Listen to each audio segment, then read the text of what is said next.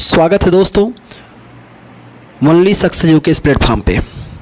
मित्रों, आज के करंट अफेयर की चर्चा में हम लोग शामिल करते हैं IIFA अवार्ड 2024 में सर्वश्रेष्ठ फिल्म पुरस्कार दिया गया है किसे? तो फिल्म का नाम है एनिमल फिल्म को सर्वश्रेष्ठ फिल्म का पुरस्कार दिया गया है, जिसके निर्देशक या डायरेक्टर हैं संदीप रेड्डी वंगा। ये 24वां संस्करण है IIFA का और इसका आयोजन हुआ है अबू धाबी, जो कहाँ पर है? UAE, यूनाइटेड अरब अमीरात में। इस अवार्ड में 2024 के इस अवार्ड में बेस्ट एक्टर का अवार्ड शाहरुख खान को फिल्म जवान के लिए, बेस्ट एक्ट्रेस का अवार्ड रानी मुखर्जी को दिया गया है और बेस्ट डायरेक्टर का अवार्ड मिला है विधु विनोद चोपड़ा, जो 12वीं फेल के निर्देशक हैं। बात करते हैं IIFA, तो इसका पूरा नाम है Mitra international Indian film academy award. इसका आयोजन शुरू हुआ है सन 2000 से शुरुआत हुआ और आयोजन इसका एनुअल यानी वार्षिक होता है। हिंदी सिनेमा जगत के लिए अवार्ड दिया जाता है। बात करते हैं हम लोग कि अभी हाल में ही काजिंद 2024 संयुक्त सैन्य अभ्यास का आयोजन हुआ है और ये आयोजन कहाँ हुआ है? भारत के उत्तराखंड में।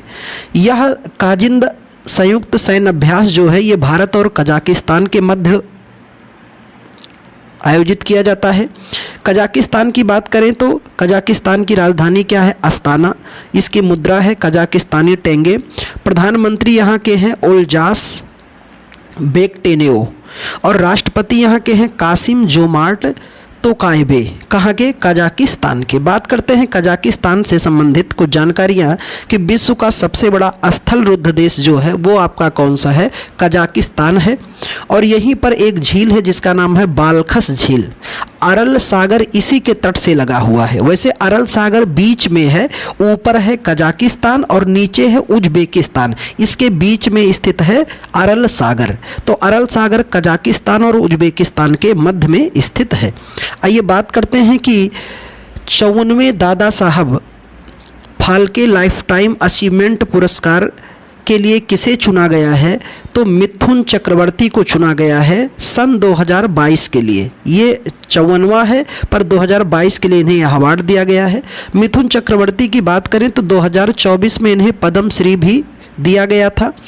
इस Dada Saheb Phalke life time achievement का अनाउंस किसके द्वारा किया जाता है? घोषणा किया जाता है केंद्रीय सूचना और प्रसारण मंत्रालय के द्वारा, जिसके अभी केंद्रीय मंत्री हैं अश्विनी वैष्णव जी। इस पुरस्कार में 10 लाख रुपए की राशि दी जाती है और पहला पुरस्कार 1969 में देविका रानी को दिया गया था हिंदी फिल्म जगत के लिए। बात करते हैं इसका 52वां पुरस्कार दादा साहब फाल्के का 2020 में आशा पारेख को दिया गया था, 53वां 2021 में वहीदा रहमान को और 54वां 2022 के लिए 2024 में मिथुन चक्रवर्ती को दिया गया है। आइए बात करते हैं कि सातवें राष्ट्रीय पोषण माह शीर्ष प्रदर्शन करने वाला राज्य जो रहा है वो महाराष्ट्र है। हाल में ही एशिया के सर्वोच्च लेखा परीक्षा संस्थान संगठन का अध्यक्ष कौन बने हैं? गिरीश चंद्र मुर्मू साहब बने हैं। बात करते हैं कि केंद्र की फर्जी समाचार पहचान करने वाली तथ्य जांच इकाई को अभी खारिज कर दिया है किसने? बॉम्बे हाई कोर्ट ने इसे खारिज कर दिया है और इसे अनुच्छेद 14 और 19 खंड 1 का उल्लंघन बताया है।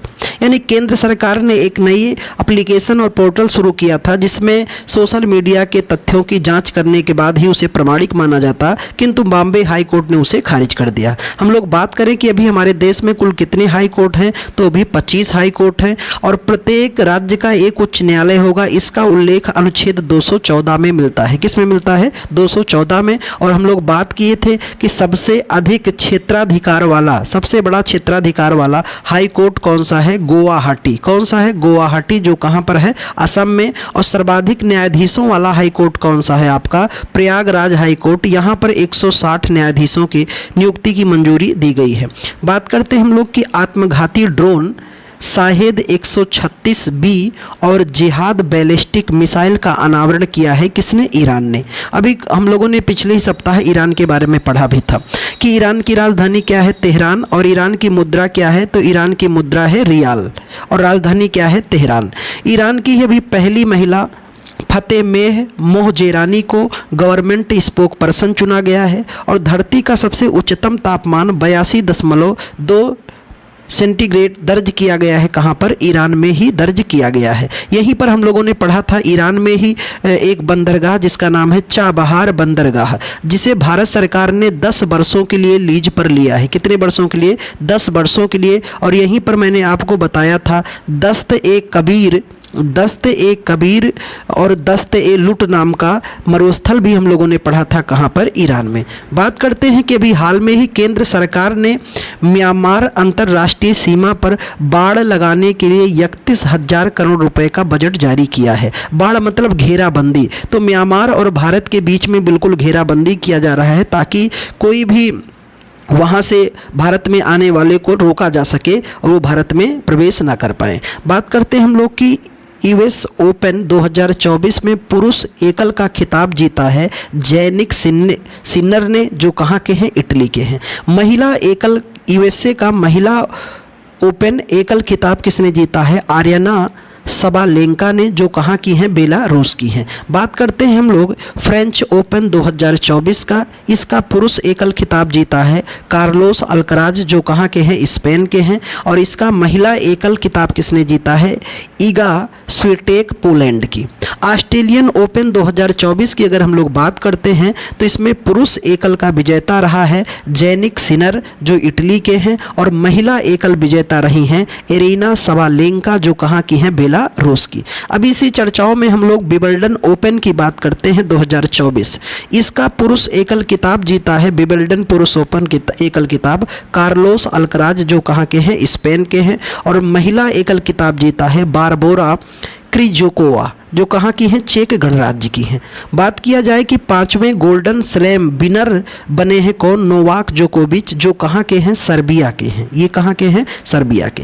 बात करते हैं हम लोग कि भी हाल में ही सितंबर 2024 में भारत और ओमान के मध्य एक अभ्यास आयोजित हुआ जिसका नाम है अल नजाह। ये भारत और ओमान के मध्य हुआ। ओमान की राजधानी मस्कट है और ओमान की मुद्रा क्या है? ओमानी रियल है। और अभी ईरान की मुद्रा भी हम लोगों ने पढ़ा था, ईरानी रियल। बात करते हैं कि रक्षा मंत्री राजनाथ सिंह ने डिफेंस एक्सपो का आयोजन कहाँ किया है? जोधपुर में। और ये कितने दिवसीय है? 3 दिवसीय आयोजन किया गया है। अभी हाल में ही हम बात करते हैं बीसीसीआई का।